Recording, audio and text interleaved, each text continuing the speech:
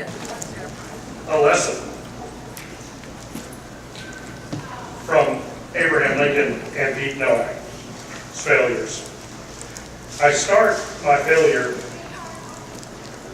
with you to help you avoid the same. My biggest failure was not following the first 11 steps of Bill Aulet's book, Disciplined Entrepreneurship. Abe Lincoln is even more known for failing than I am. He said, I find quite as much lecture material in the times I've failed as in those where I've been moderately successful. His first business failed when he was 22.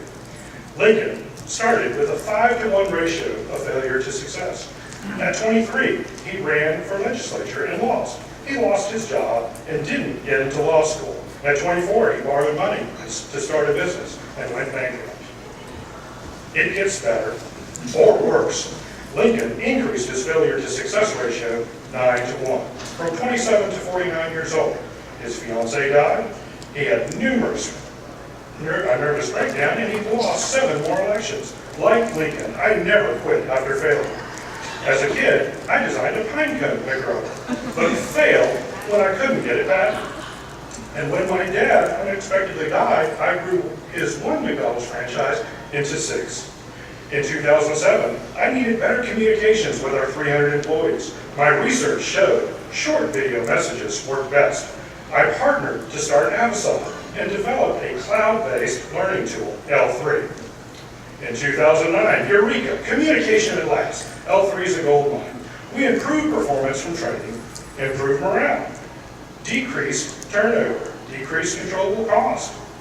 From 2010 to last year,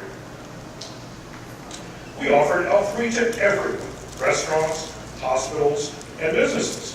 I sold it in 3 states to 4 McDonald's franchisors. Then they all canceled because they couldn't produce the video content. I failed to follow the first 11 steps of Aulet's book.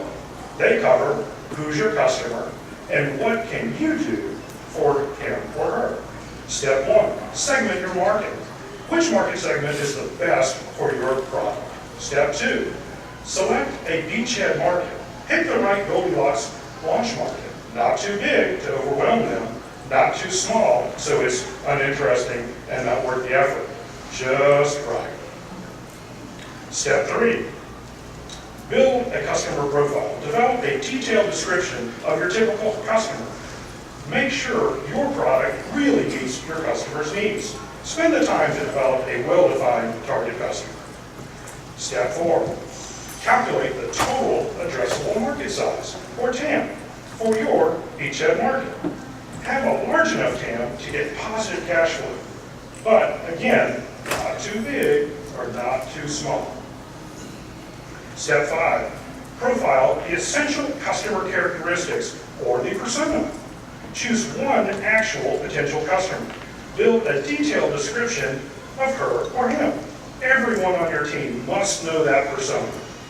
Step 6, identify your next 10 customers. Contact them, talk with them, make sure they're similar to your persona and willing to buy your product to solve their problem. Step 7, create a full visual lifecycle case. Detail how your persona will find out about your product, how he or she will buy it and use it, and how your persona will buy more from you and tell others. Step 8, develop a high-level product spec. Make a drawing of what your product will be when developed. Focus on high-level results. Stay away from unessential details, then develop your brochure. Step 9, quantify the value. Figure out how your product quantitatively improves the top priority of your persona. Formulate how to measure that improvement. And make a diagram that shows the improved numbers. Step 10, define your core.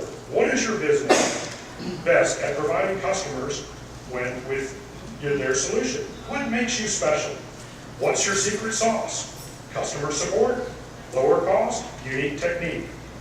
Step 11, chart your competitive position. Make sure your product meets the persona's top 2 priorities and is at least as valuable to your persona as those of your competitors. If not, retool and never give up. Lincoln said, I'm a failure at 50. And at 51, he was elected president. And since I didn't follow all your 11 steps, I'm a failure at 50. But wait until 51. Thank you all for your time.